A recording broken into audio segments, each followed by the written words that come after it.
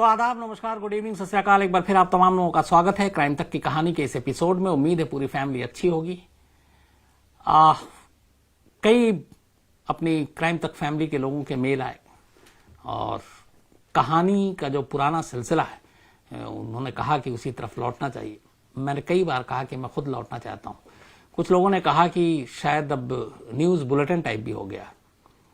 मेरी मजबूरी है कि मैं आप किसकी बात सुनूं, किसकी बात ना सुनूं। कुछ कहते हैं जो लेटेस्ट सारी चीजें हो रही हैं अभी रिसेंटली, कुछ कहते हैं कि उसके बारे में बताएं, उसके बारे में कहानी सुनाएं, कुछ कहते हैं पुरानी कहानियां सुनाएं। लेकिन यह है कि चलिए, हर एक की अपनी अपनी ख्वाहिश होती है, उसको पूरी करनी चाहिए और मेरा वही काम है। तो अब कोशिश यही कि धीरे धीरे अपने पुराने ढर्रे पे लौटें। जो कहानियां आप लोग सुनते थे उन्हीं कहानियों को सुनाएं। तो उसी सिलसिले की शुरुआत आज की इस कहानी से।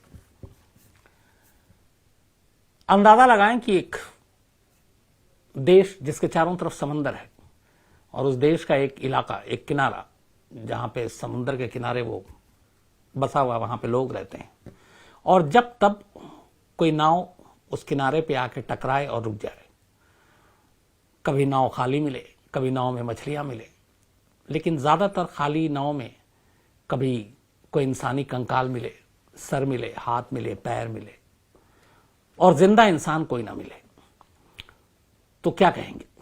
एक बार, दो बार, तीन बार समझ में आता है, लेकिन अगर ये हर तीसरे चौथे दिन का सिलसिला बन जाए, हर महीने, हर साल, साल दर साल खाली नाव चला आ रहा है, दूर समंदर की लहरों में डगमगाते हुए, और किनारे पर आकर लग जाए, और जब लोग उस नाव की तरफ जाएं और देखें तो नाव में एक भी जिंदा इंसान नहीं, बल्कि नाव में कंकाल, इंसानी लाशें, सर, हाथ, पैर, तो किसी का भी चौंकना, डरना लाजमी है। आज की कहानी यही है। कहानी है जापान की। और जापान एक ऐसा देश है जो चाहे नॉर्थ, ईस्ट, वेस्ट, साउथ, चारों तरफ से समंदर से घिरा हुआ है। और समंदर से घिरे होने की वजह से चूंकि जो किनारा है वो समंदर से ही आकर लगेगा, तो जापान चारों तरफ से समंदर से घिरा हुआ। और उसी जापान में जो उनका नॉर्थ एरिया है, वहां की यह कहानी है। और एक अजीब रहस्यमय कहानी जिसने सालों तक जापान को परेशान करके रखा। न सिर्फ परेशान किया, बल्कि लोग डरे। उनके डर को दूर करने की कोशिश की गई जापानी सरकार की तरफ से। पैसे बेइंतहा बर्बाद हुए जापान के, इस खौफ, इस डर को रोकने के लिए जो लोगों में था कि कब पता नहीं कौन सा नाव आ जाए, उस नाव में इंसानी लाशें हों और कोई सुराग नहीं। ये लाशें, ये कंकाल, ये सर, ये हाथ पैर कहां से आ रहे हैं। और सबसे बड़ी अजीब बात यह कि दूर दूर तक मीलों समंदर में आमतौर पे बड़े जहाज तो चलते हैं, छोटे नाव लेकर कौन आ सकता है जान जोखिम में डाल करके? क्योंकि छोटे नाव के साथ समंदर में लंबा सफर अपने आप में ही एक तरह से कहें तो जोखिम भरा है, जान जा सकती है। तो ये जो एरिया था जापान के इलाके का, जो नॉर्थ एरिया मैं बता रहा हूं, इस एरिया से जो लगती हुई जो सीमा है और जो बाकी देश हैं, वो रूस, दक्षिण कोरिया और उत्तर Korea, North Korea, Kim Jong Un वाला। तो ये सारे इलाके, इन सारे देश की सीमाएं इसी नॉर्थ की तरफ, जो जापान का हिस्सा, वहां से लगती थी। नॉर्थ कोस्ट भी इसको कहते थे जापान का। और यहीं पे ये सिलसिला शुरू हुआ। इस नॉर्थ कोस्ट के जो समुद्र के तट के किनारे का इलाका है, वहां पे लोग रहते थे, आबादी थी। और हर दूसरे चौथे दिन अचानक एक सिलसिला शुरू हुआ। इसी 2000 की शुरुआत की मैं बात कर रहा हूं, तब उसके बाद। और कोई ना कोई नाव आकर किनारे पे लगे और लोग भाग कर जाए, देखें कि शायद किसी की मदद की जरूरत है, क्या है। लेकिन जब वहां पहुंचते तो देखते थे कि इसमें इंसानी लाशें हैं, कंकाल हैं, और जिंदा इंसान एक भी नहीं। ये बातें धीरे धीरे आसपास में फैलनी शुरू हुई। जापानी एडमिनिस्ट्रेशन, सरकार तक बात पहुंची। वो भी परेशान कि पता नहीं कौन लोग हैं, क्या है, क्यों ये रहस्यमयी नाव इधर आती। और धीरे धीरे ये आने का सिलसिला इतना शुरू हुआ कि आखिर में उस जो इस तरह के नाव आते थे खाली, जिसका कोई मालिक नहीं, जिसमें कोई जिंदा इंसान नहीं, उसका नाम ही रख दिया घोस्ट बोट, मतलब भूतों का नाव, भूतों का जहाज। क्योंकि उसमें इंसान कोई होता नहीं था, और जो लाशें होती थी वो भी कंकाल की शक्ल में। मतलब ऐसा लगता था कि बहुत पुरानी लाशें हैं। अब ये लाशें कहां से आ रही हैं? एक खाली नाव में इस तरीके से, कभी उसमें 2 इंसान, कभी 4, कभी 6, दूर दूर तक समंदर। और सबसे बड़ा सवाल यह कि ये जो सारे जो नाव आकर लगती थी बोट, वो छोटे, तो छोटे बोट के साथ, छोटी नाव के साथ कोई समंदर में इतना लंबा सफर कैसे तय कर सकता है। बहुत कोशिश की गई, छानबीन करने की कोशिश की गई, उस नाव से जब्त सामान से पता लगाने की कोशिश की गई कि यह कहाँ से आ रहा है, किधर से आ रहा है, लेकिन कोई सुराग नहीं मिला। और धीरे धीरे ये बातें या अफवाहें फैलती गई कि ये सारे घोस्ट बोट हैं, ये भूतों का नाव है। तो बाद में ऐसे हालात हुए कि लोग, जब ये नाव ऐसे कोई लावारिस किनारे आकर लगता तो लोग उसके करीब भी जाने से डरते थे, क्योंकि शायद ये घोस्ट बोट है। फिर ये हुआ कि सरकार ने समझाने की कोशिश की कि हो सकते हैं कई सारे ऐसे मछुआरे होते हैं जो नाव में निकलते हैं मछली पकड़ने के लिए, रास्ता भटक जाते हैं, समुद्री तूफान उनका रुख मोड़ देता है, तो शायद वो इतने लंबे समय तक समंदर में रहते हैं, पानी नहीं, खाना नहीं, खत्म हो जाता होगा स्टॉक, तो भूख प्यास की हालत में वो मर जाते होंगे। और फिर वो जो नाव है वो समंदर के थपेड़ों के जरिए कहीं ना कहीं आकर यहीं जापान के नॉर्थ कोस्ट के किनारे में लग जाती है। तो ये समझाने की कोशिश की गई, लेकिन लोगों के दिल में इतना खौफ बैठ गया था इन नाव से और उसमें इंसानी लाशों से कि वो सरकार की इन बातों को भी मानने को अब तैयार नहीं थे। और सभी ने ये मान लिया कि ये भूतों का नाव है और यहाँ पे भूतों का बसेरा, और ये खासतौर पर इसी तट पे आते हैं, क्योंकि उसकी एक वजह यह भी थी कि समंदर से चारों तरफ जापान घिरा हुआ है, नॉर्थ, उत्तर भी, पूरब भी, पश्चिम भी, दक्षिण भी, लेकिन सिर्फ और सिर्फ उत्तर की तरफ ही ये इंसानी लाशों से पटा नाव क्यों आ रहा है। धीरे धीरे अफवाहों ने सर उठाना शुरू किया और लोगों ने मानना शुरू कर दिया कि ये सारा मामला भूत का है। धीरे धीरे ऐसे नाव के आने की तादाद बढ़ती गई। 2011 में, 2011 में ऐसे 57 घोस्ट बोट आकर किनारे पे लगे, जिनमें अनगिनत लाशें थी। 2012 में 47 ऐसे बोट आए, घोस्ट बोट। 2013 में 80 ये आंकड़ा पहुंच गया, 80 ऐसे नाव आए जिसमें कोई जिंदा इंसान नहीं, सारी लाशें। 2014 में ये 65 हो गए। तो साल दर साल तादाद उसी के आसपास और भटकती रही। तो कुल मिला के ऐसे करीब 1000 से ज्यादा घोस्ट बोट नॉर्थ कोस्ट के एरिया में आकर अपने आप साहिल किनारे लगते रहे और लोगों का खौफ बढ़ता गया। धीरे धीरे जब जापानी सरकार को भी लगा कि ये मामला बढ़ता जा रहा है और लोगों का खौफ बढ़ता जा रहा है, तो इस सच्चाई का पता लगाया जाए, तब पहली बार सीरियसली उसकी जांच शुरू की गई कि आखिर इन नाव का राज है क्या, इन नाव में जो लाशें आती हैं किनकी हैं, कौन लोग हैं ये, और इसी तरफ आकर ये नाव क्यों आकर रुकती है। तो जब जांच शुरू की गई तो जो सारे नाव आकर लगे थे ये घोस्ट बोट, उन सभी चीजों में देखा गया तो कुछ खास चीजें बड़ी कॉमन दिखाई दी। कुछ नाव के बाहर लाल रंग के पेंट दिखाई दिए, लाल रंग के पेंट से वो पुता हुआ था। और कुछ नाव में इत्तेफाक से उन्हें जो लिखा हुआ मिला वो कोरियन पीपल्स आर्मी का नाम लिखा हुआ था, कोरियन पीपल आर्मी, और ये कोरियाई भाषा में लिखा हुआ था। तो जापान के जो अधिकारी थे उन्होंने फिर उसको पढ़वाया एक्सपर्ट से, तो पता चला कि ये कोरियाई लैंग्वेज है और उसमें लिखा हुआ है। फिर धीरे धीरे जांच की गई तो पता चला कि ये सारी चीजें कोरियाई, मतलब साउथ कोरिया नहीं बल्कि नॉर्थ कोरिया का है। तो ये बोट, ये नाव पीपल्स रिपब्लिक आर्मी और जिस तरीके के लाल रंग से लिखा हुआ, ये सारे नॉर्थ कोरिया की तरफ इशारा कर रहे थे। कुछ ऐसे उस नाव से कुछ ऐसे सामान भी मिले और कुछ ऐसी चीजें मिली, सबूत, जो इशारा कर रही थी कि ये जो जितने भी बोट और नाव यहां पर आकर लगे ये नॉर्थ कोरिया से आए।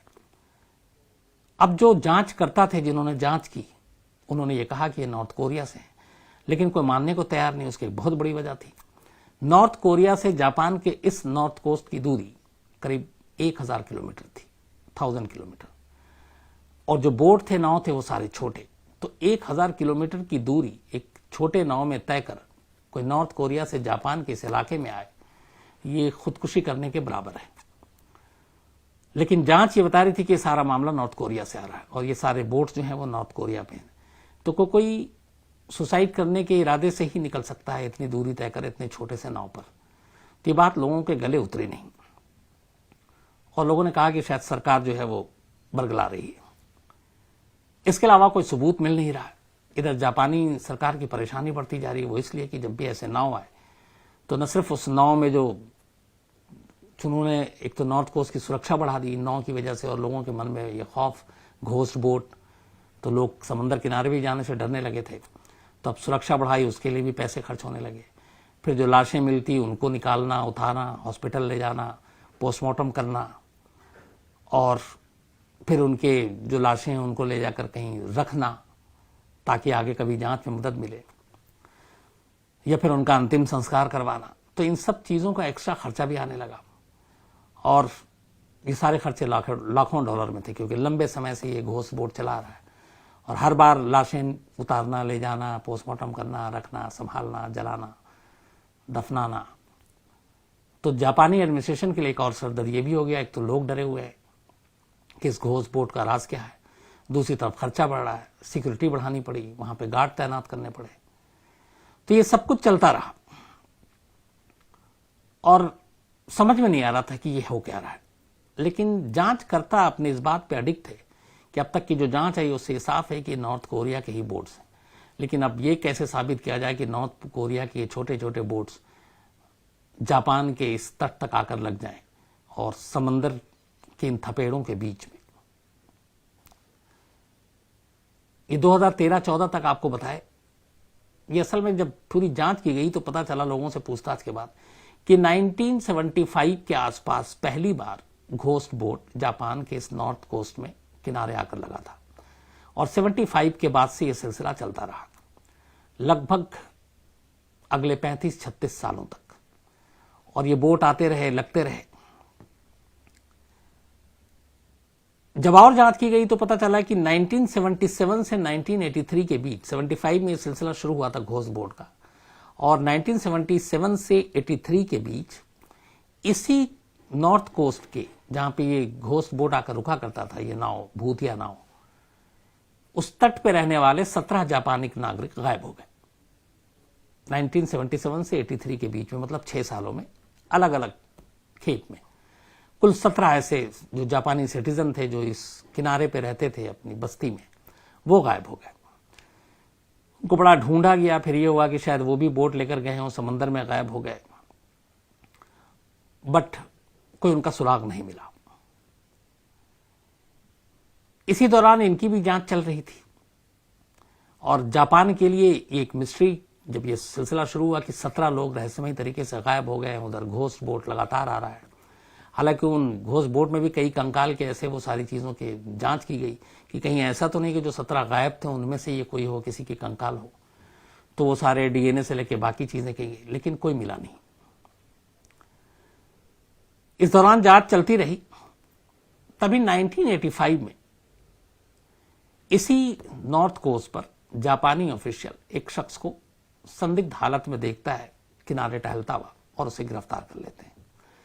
गिरफ्तार करने के बाद जब उसके पासपोर्ट और उसकी आइडेंटिफिकेशन चेक की जाती है तो पता चला कि इस आदमी का नाम तदाकी हारा है। जब और जांच की गई तो फिर पता चला कि ये वो शख्स है जो 17 लोग गायब हुए थे उनमें से एक है। मिसिंग रिपोर्ट थी तदाकी हारा के नाम पर और पासपोर्ट पे उसी का नाम था। तो उनको बड़ा जापानी ऑफिशियल खुश हुए कि इस एक के जरिए बाकी 16 की भी जानकारी मिल सकती है, और अगर ये की जिंदा है तो बाकी के 16 भी जिंदा होंगे। तो उससे पूछताछ की गई, लेकिन जब पूछताछ की गई तो कहानी कुछ और निकली। पता चला कि वो जो तदाकी हारा गायब हुआ था ये वो शख्स नहीं है, बल्कि उसके पासपोर्ट पे अपनी तस्वीर चिपका कर यहां आया है, और असल में वो नॉर्थ कोरिया का एक जासूस है, एक डिटेक्टिव है। अब ये खुलासा एक बम की तरह गिरा कि ये हमारे 17 लोग गायब हुए हैं, उनमें से एक का पासपोर्ट इस शख्स के पास है और ये शख्स नॉर्थ कोरिया का जासूस है। तो इसका मतलब है कि कुछ खेल बड़ा है। इसके बाद जांच शुरू हुई। फिर जांच जब शुरू हुई, तदाकी हारा के नाम पे जो शख्स पहुंचा था उससे पूछताछ हुई, तब उसने एक्सेप्ट किया कि वो नॉर्थ कोरिया से आया। फिर उसने एक्सेप्ट किया कि उन 17 लोगों को एक एक कर नॉर्थ कोरिया ने ही किडनैप किया था और उनको अपने देश में ले गए। और क्यों किडनैप किया, यह भी एक अजीब बात थी। सिर्फ इसलिए ताकि नॉर्थ कोरिया के जो जासूस हैं वो जापानी सीख सकें और बिल्कुल हूबहू जापानी, जैसे जापानीज जो है वो जापानी बोलते हैं वैसे ही उनका प्रोनाउंसिएशन होना चाहिए, वैसे ही वो बोल सकें। तो सिर्फ इसलिए चूंकि नॉर्थ कोरिया और जापान के रिश्ते अच्छे हैं नहीं, तो जापानी सीखने के लिए इन 17 लोगों को अलग अलग खेप में 1977 से 83 के बीच में किडनैप किया गया और नॉर्थ कोरिया ले जाया गया। नॉर्थ कोरिया ले जाने के बाद तब वहां पे किम जोंग इल, जो अभी किम जोंग उन है, उसके दादा की हुकूमत थी, दादा नहीं पिता। तो ये पता चला कि इन 17 को किडनैप करके वहां ले जाया गया। बाद में ये मामला जापान ने जोरों शोर से इंटरनेशनल लेवल पे उठाया। किम जोंग इल को आखिर मानना पड़ा 2002 में कि हाँ, उन 17 जापानियों को किडनैप करके इसलिए लाया गया था ताकि हम उनसे अपने जासूसों को, अपने लोगों को जो आर्मी में है, वो जापानी सिखा सकें। अब इसके बाद फिर जांच शुरू हुई कि ये तो ठीक है, ये शख्स कोस्ट गार्ड तक कैसे पहुंचा। फिर इससे जब सिलसिला शुरू हुआ तो उस घोस्ट बोट की भी कहानी सामने आनी शुरू हुई और फिर पूरी सच्चाई सामने आप शुरू हुई। हुआ ये कि नॉर्थ कोरिया शुरू से जापान में जासूसी करना चाहता था, लेकिन 1000 किलोमीटर की दूरी थी, समुद्री रास्ते से पहुंचना छोटे जहाज से मुश्किल था। बड़े जहाज से जाने का मतलब है नजरों में आ सकता था और वो पकड़ कर उसको ले जा सकते थे। इसी दौरान में एक बहुत मशहूर मछली है इस पूरे इलाके में, जो नॉर्थ कोरिया और चीन और जापान के बीच के समुद्री जो पूरा एरिया है, उसमें वो खास तौर पर पाया जाता है और काफी मशहूर है, खास तौर पर चीन में। चीनी लोग इस मछली को बहुत ज्यादा पसंद करते हैं। इसका नाम है फ्लाइंग स्क्विड। फ्लाइंग स्क्विड तो ये प्रशांत महासागर में पाई जाती है मछली और इन मछलियों की डिमांड चीन में बहुत है। डिमांड की वजह से इन मछलियों को इतना ज्यादा इन्होंने इसकी फिशिंग करनी शुरू की कि धीरे धीरे इन मछलियों की उत्पत्ति कम होती गई और लगभग 70% इन मछलियों की एक तरह से कहें तो कमी हो गई। इतनी ज्यादा डिमांड की वजह से इन्होंने फिशिंग हद से ज्यादा करनी शुरू कर दी और फिशिंग के लिए ये लोग छोटे छोटे बोट्स का इस्तेमाल किया करते थे। चीन अपने दायरे में, नॉर्थ कोरिया अपने दायरे में, इधर जापान अपने दायरे में। जब फिशिंग ज्यादा हो गई और मछलियां कम होने लगी और चीन में डिमांड ज्यादा बढ़ने लगी, तो चीन ने क्या किया कि फिर अपने बड़े बड़े फिशिंग जहाज जो है वो समंदर में उतारे और अपनी समुद्री हद से आगे निकलकर वो नॉर्थ कोरिया की समुद्री सीमा तक में दाखिल हो गया। अब नॉर्थ कोरिया और चीन के रिश्ते हम सब जानते हैं, तो इसमें दो चीजें थी कि एक नॉर्थ कोरिया ने इजाजत दी या दूसरा कहते हैं कि नॉर्थ कोरिया ने पैसे लिए चीन से और बदले में चीन ने फिर नॉर्थ कोरिया की समुद्री सीमा में अपने जहाजों को भेजना शुरू किया और मछलियां पकड़ना शुरू की। अब जब चीन के बड़े जहाज नॉर्थ कोरिया की हद में आ गए तो जो नॉर्थ कोरिया के मछुआरे थे उनके लिए बड़ी मुश्किल पैदा हो गई। वो छोटे छोटे बोट पे थोड़ी दूरी तक जाकर मछली पकड़ते थे, ये बड़े जहाज से आते थे और पूरी मछली पे एक साथ जो फ्लाइंग स्क्विड है वो हाथ मार के लेके चले जाते थे। तो नॉर्थ कोरिया के मछुआरे बड़ा परेशान होने लगे, उनके हाथ में कम मछली आने लगी, सरकार कुछ कर नहीं रही थी। तो इसी के बाद नॉर्थ कोरिया के कुछ मछुआरों ने कहा कि अब चीन इस दायरे में तो मछली पकड़ रहा, हमारे लिए क्या गुंजाइश है। तो वो अपनी जीविका कमाने के लिए और इस मछली को पकड़ने के लिए थोड़ी अपनी हद से फिर आगे जाने लगे उन छोटे नावों पर जिनसे समंदर में बहुत दूर तक जाना खतरनाक था, एक तरह से सुसाइडल अटेम्प्ट था। लेकिन जिंदगी जीने के लिए पैसे जरूरी हैं और उन लोगों की जीविका यही थी मछली पकड़ना। तो धीरे धीरे वो छोटे नावों के जरिए, छोटे बोट के जरिए मछली पकड़ने के लिए धीरे आगे निकलने शुरू हो गए। आगे निकले तो कई बार समुद्री तूफान, लहरों ने उनका रास्ता भटका दिया और वो भटकते भटकते जापान के इस नॉर्थ कोस्ट की तरफ चले गए। शुरू में कुछ नाव गए, फिर बाद में गए, लेकिन चीन की इस बड़े जहाज से के बीच में अपने लिए रोजी रोटी कमाने की जो उनके अंदर एक ललक थी, उसने इन्हें मौत के मुंह में ढकेलना शुरू कर दिया। और धीरे धीरे ये छोटे बोट, अगर वो सपोज 50 की तादाद में निकलते तो किसी दिन 48 लौटता, 2 गायब, किसी दिन 1 गायब, किसी दिन 3 गायब। और ये इसी तरीके से समंदर में भटकते हुए कई कई दिनों तक, महीनों तक रास्ता चुके भटक गए, छोटा बोट।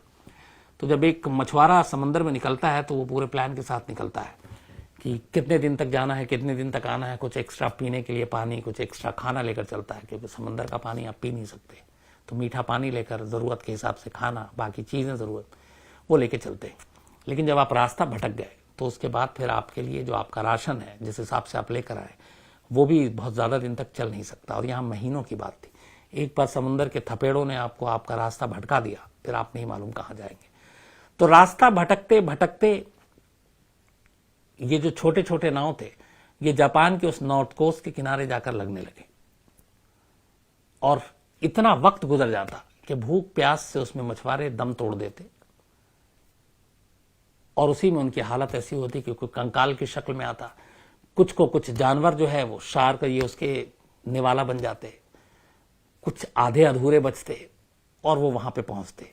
और धीरे धीरे इनके आने का सिलसिला इतना लंबे तक चला और हर साल 50, 60, 70 ऐसे बोट आने शुरू हुए जिसमें कंकाल लाशें थी कि लोगों ने इसको घोस्ट बोट का नाम देना शुरू कर दिया। अब सवाल ये है कि ये कैसे पता चला कि ये नॉर्थ कोरिया के ही बोट्स थे। जो शुरुआत में जांच की थी उन्होंने सही पाया था कि लाल रंग से जो लिखा हुआ था पीपल रिपब्लिक आर्मी, कुछ ऐसे सबूत जो नॉर्थ कोरिया की तरफ इशारा कर रहे थे। बाद में 2 ऑर्गेनाइजेशन ने इसकी पूरी जांच की।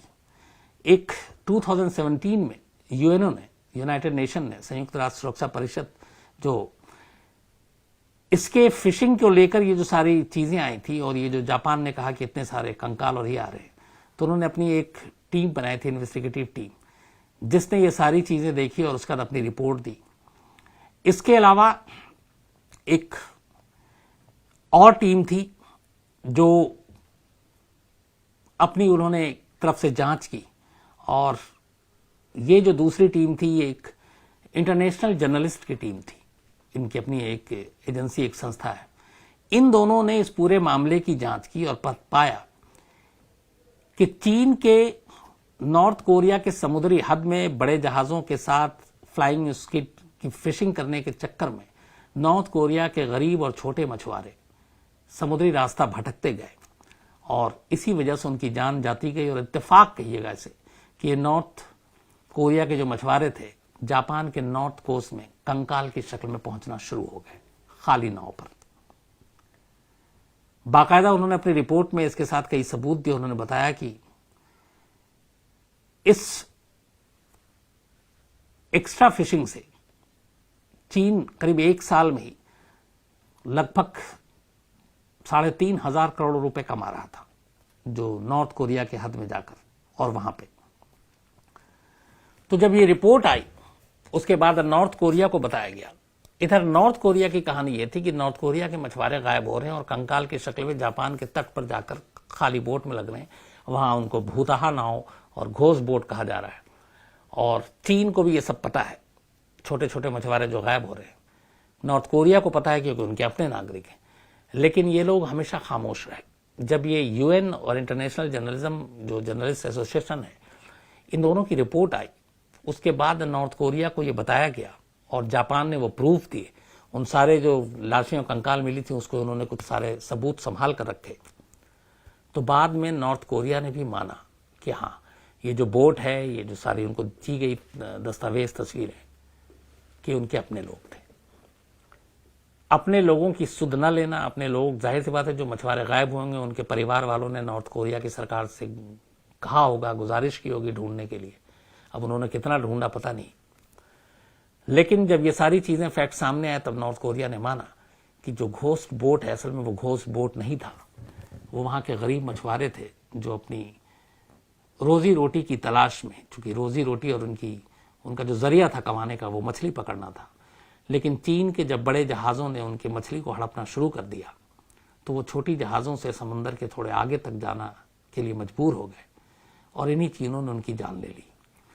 एवरेज अगर 50-60 बोट 1 साल में, तो 75 से सिलसिला शुरू हुआ ये 1975 से और 2014 तक ये चला।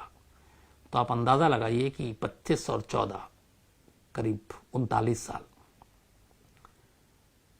50 बोट के हिसाब से भी कितने नाव, कितने घोस्ट बोट जापान के उस किनारे पर लगे होंगे और कितने लोगों की जानें गई होंगी। आराम से आप गिनती लगा सकते हैं। 39 साल, एवरेज 50 बोट हर साल, और उसमें औसतन 2 से 3-4 कंकाल, इंसानी लाशें। तो जब ये सारी चीजें सामने आई, नॉर्थ कोरिया ने मान लिया। उसके बाद पहली बार करीब 39 साल बाद जापान के इस नॉर्थ कोस्ट के वो लोग जो समंदर के किनारे रहते थे, जिन्होंने अपनी आंखों से घोस्ट बोट को देखा, न मालूम कितनी कंकालें लाशें देखी, उनको तब जाकर यकीन हुआ और 39 साल का उनका भूत का खौफ तब उतरा और उन्हें लगा कि ये भूत नहीं थे, ये उनके ही जैसे इंसान थे, बस गरीबी और मजबूरी के मारे थे, जो रोजी रोटी की तलाश में समंदर में भटक जाते थे और जिनकी जान चली जाती थी। तो ये थी कहानी घोस्ट बोट की। उम्मीद है पूरी फैमिली अच्छी होगी और कल फिर किसी नई कहानी के साथ। और वादा यही है कि अब कहानी के पुराने ढर्रे पे लौटते हैं और वही सिलसिला चलाएंगे। तो अपना ख्याल रखिएगा, अपनों का ख्याल रखिएगा। कल मुलाकात होगी रात 9 बजे किसी नई कहानी के साथ। Thank you very much.